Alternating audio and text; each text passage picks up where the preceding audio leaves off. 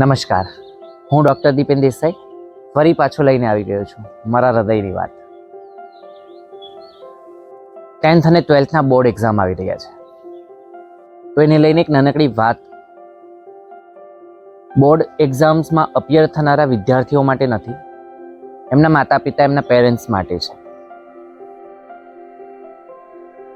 આજકાલ કોમ્પિટિશન એટલું તગડું થઈ ગયું છે કે દરેક માતા પિતા ઈચ્છે છે કે મારા બાળકના સારા માર્ક્સ આવે, સારા પર્સન્ટેજ આવે, એ સારું ભણે.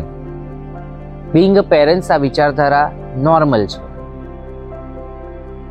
પરંતુ ઘણી બધી વાર એવું થાય છે કે આપણી એક્સપેક્ટેશન્સ આપણે આપણા બાળકો પર એટલી બધી થોપી દઈએ છીએ કે એના માટે ગૂંગળામણ બની જાય છે. એનો મતલબ હું એવું નથી કહેતો કે તમારે તમારા બાળકને ભણવા માટે પ્રોત્સાહિત નથી કરવાના,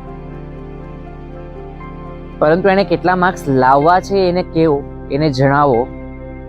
એ પહેલાં તમારા બાળકનું કેટલા માર્ક્સ લાવવાનું કેલિબર છે એ આઈડેન્ટિફાઈ કરવું બિંગ અ પેરેન્ટ તમારી બહુ ઇમ્પોર્ટન્ટ ફરજમાંની એક વસ્તુ છે.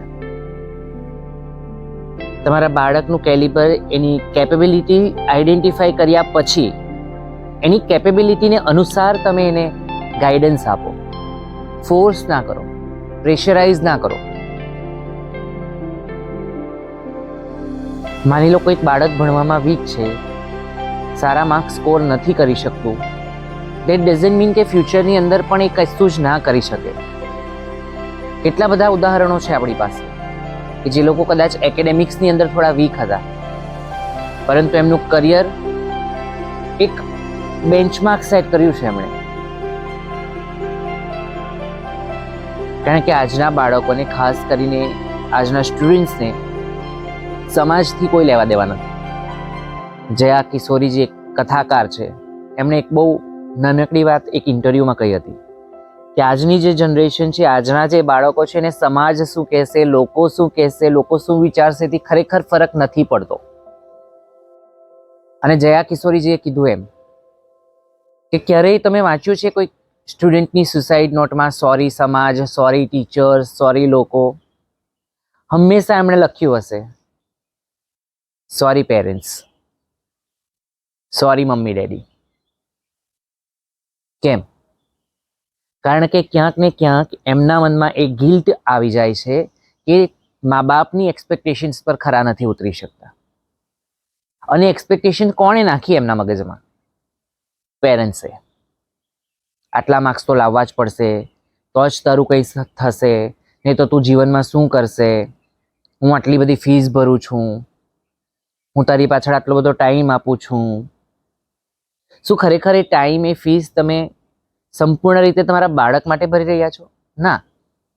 બિંગ અ પેરેન્ટ તમારી પણ કેટલીક એક્સપેક્ટેશન્સ છે કે જે તમે ફૂલફિલ કરવાની ટ્રાય કરી રહ્યા છો, જે કદાચ ભૂતકાળમાં તમે નથી કરી શક્યા તમારી જાત સાથે.